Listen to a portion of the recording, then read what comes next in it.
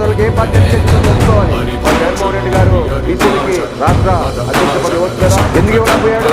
చంద్రబాబు నాయుడు గారు తెలుగుదేశం పార్టీ ఈ రోజు తెలుగుదేశం పార్టీ బీసీలకి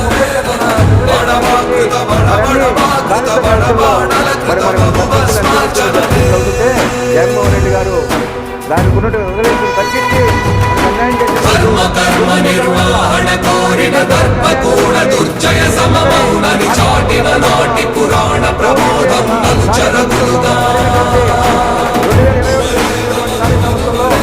ఎంతమంది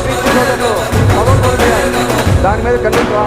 మరి ఈ రోజు నువ్వు వైఎస్ఆర్ పార్టీ పార్టీకి పంచాయతీ ఉపాధ్యక్షుడిగా ఉన్నావు, మరి ఎందుకని నువ్వు ఖండించలేకపోతున్నావు?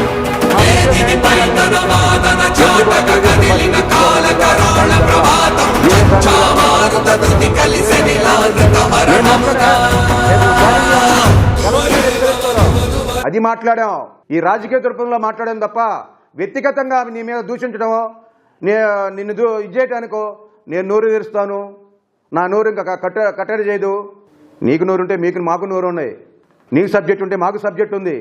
మేము అన్ని రంగాలుగా అభివృద్ధి చెంది రాజకీయాలు అన్నీ ఉన్నాం. కాకపోతే వెనక ముందు, నువ్వు ముందుంటే మీ వెనక అంతే.